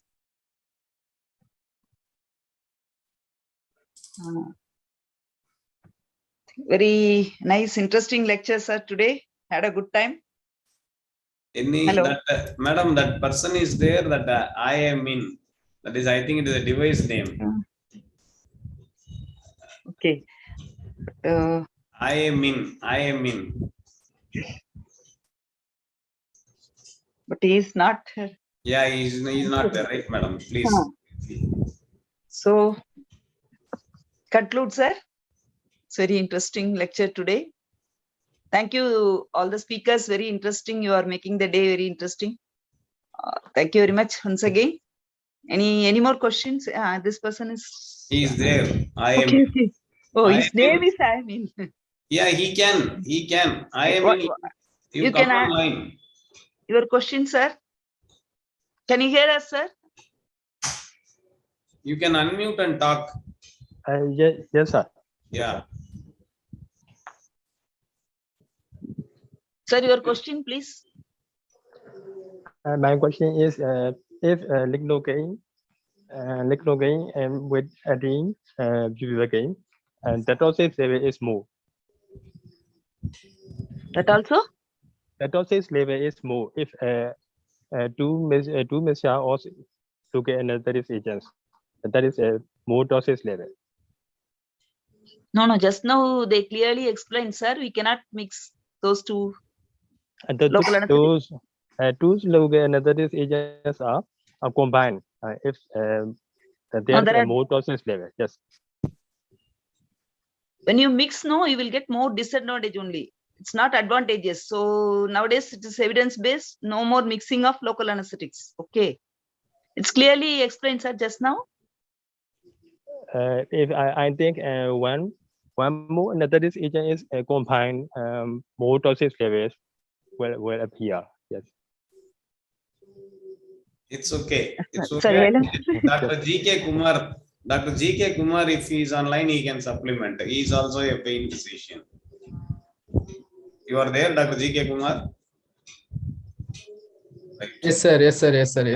Yeah, So first of all, I have to thank the ISA Pudukkottai branch for their continuous effort on teaching the others, and it is not easy to conduct every week academic program.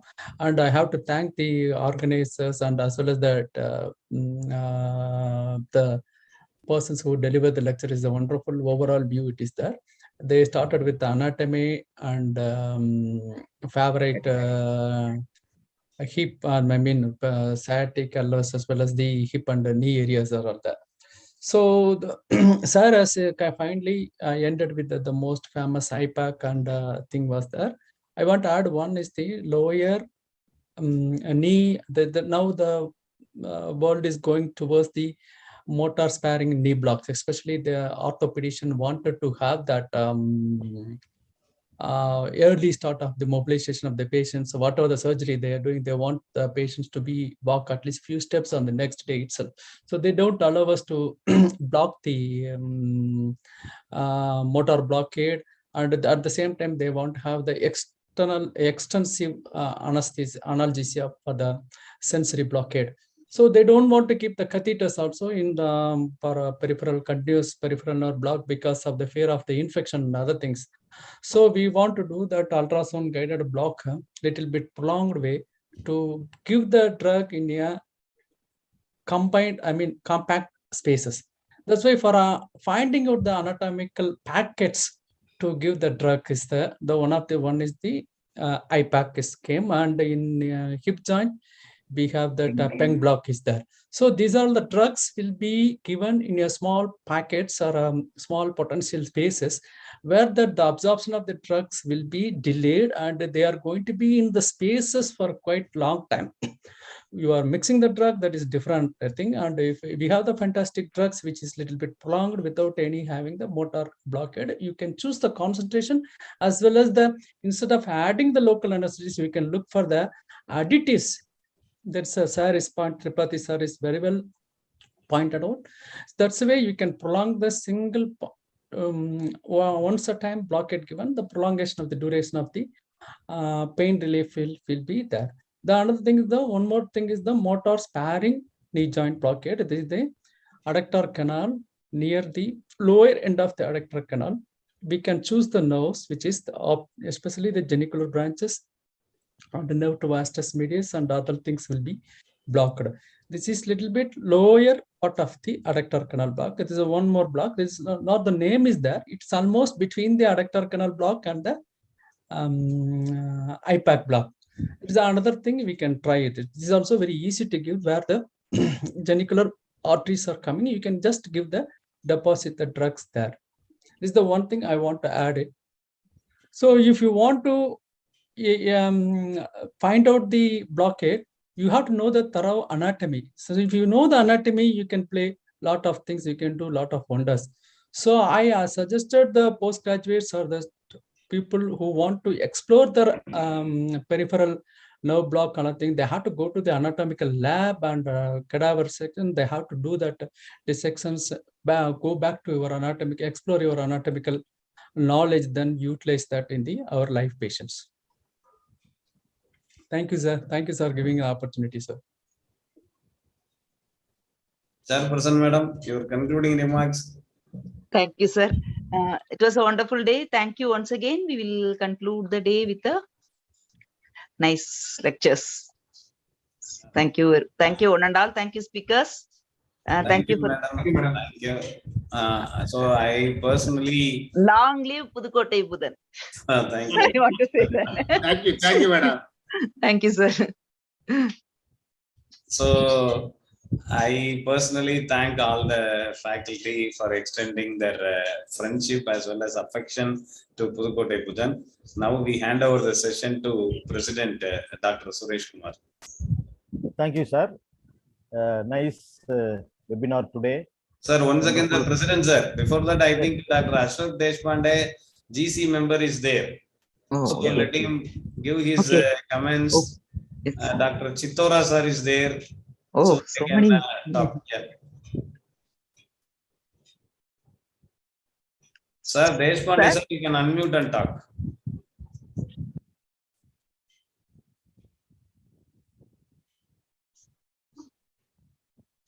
Sir, good evening, everybody. Meenakshi, sir, Hello, good evening. Thank you, sir. Chairman, madam, Dr. Talwar, Dr. Tripathi, and all others who are there. I would like to add one or two things, if you permit me, sir. Yes, sir. Please, sir. Please, sir. This is for PG students, not for the consultants and other persons. I would advise them to have a pelvis with them Some TV. before trying the sciatic block. Excuse me, sir. Some Your TV sound. in the background, sir. TV. I don't have anything, sir. Okay. Yeah. Okay, sir. I would like to advise them to have a pelvis with both the iliac bones, sacrum, and then mark on that what is anterior suprailiac spine, what is ischial tuberosity, where is the greater sciatic notch, where you get the piriformis muscle, where you get the sciatic nerve, whether it is above that or lower that. You try it there first. If they try it there, they will get an idea that where to puncture it. This I did it myself. I used to give a lot of sciatic blocks. And another thing which I want to add is that Dr. Talwar has said in his lecture that whenever you want to give a sciatic nerve in the popliteal fossa, in the apex of it, and he said that you have to try it, move 1 centimeter towards the upper lateral border of the popliteal fossa. I never did like that. I went to anatomy museum 8-10 times to see where exactly the nerve lies over there. There may be some differentiation, 1 or 2 centimeters here and there, but I used to puncture it on the lateral border of the bicep femoris always. And I used to get it in a single prick I used to get it. If the PG students, they try it over there, I would advise them to take the needle with them, go to anatomy and then prick it over there. Though it is open popliteal fossa, you can cover it with the skin and then try to pick it up. If you do it practice like this, I think it will be easier for you. And third thing, which I always used to do, in spite of giving the blocks for the knee surgeries, I used to give the peripheral skin infiltration around the whole of the thigh. So that some of the branches which are spared, sometimes we don't know exactly. And the patient gets grumbling when we start the surgery. So that is avoided very nicely, sir. But otherwise, the presentation of everybody was very good. I liked it. And today only I got the chance out of 15 or 16 or 17 or 18, whichever has been done, to be with you for the whole time. To be with you for the whole time. In spite of I being my OPD, I have kept it like that only. So patient used to ask me, sir, you are doing something on the mobile. Thank you, sir. I'm listening. Thank you, sir. Thank you very much, Chairman, Madam, and everybody. Thank you, sir. Thank you, sir. Yes, sir. Good evening. Very excellent meet was there. And particularly, I was enriched by the Ipac, which Dr. Tribhurti has enlightened, and it is a very good block, I think, and with a less complications. But definitely, the restriction is there. Only can be given at the place where ultrasound facilities are there, no doubt. But it is a very good. And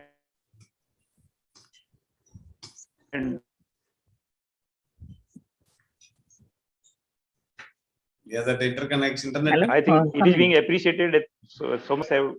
Thank you very much. Over to President, sir. Thank you, sir. Thank you, sir. Dr. Suresh Kumar, sir. Okay. Thank you, sir. Thank you. Very good, wonderful session. I invite our Secretary, Dr. Periyasamy, to give the vote of thanks. Thank you, sir. Thank you, sir. Special thanks to our academic chairman, Dr. A.L. Meena Chandran, sir. President Dr. Kumar sir, President Dr. David, and member of SA Pudukkottai, and other members from various part of the country for making this successful program every week. And I would like to thank our chairperson, Dr. Vidya Madam, for accepting our invitation and being here with us today and shared Madam view with their experience. Thank you, Madam. And I thank Dr. Dabendra Kumar Tripathi, Dr. Praveen Talbot, Dr. Manusmita Madam, and I would like to extend my gratitude for the detailed, elaborate, illustrative lectures of nerve blocks, lower limb nerve blocks. Thank you all. At the same time, I like to thank Akurila making this stream project become a live one and make this benefit to all PGs and consultants of various part of the country. And once again, I thank AO Logistic. Make this program every week become very live and real one, and make this program to reach all the doorsteps of our anesthetists and consultants. Thank you all for participating in these events, and especially thank our Ashok sir and Parthasarthi and Chitora for and making this program more lively one. Thank you, Don. Thank you. I will talk to the faculty after 9 o'clock.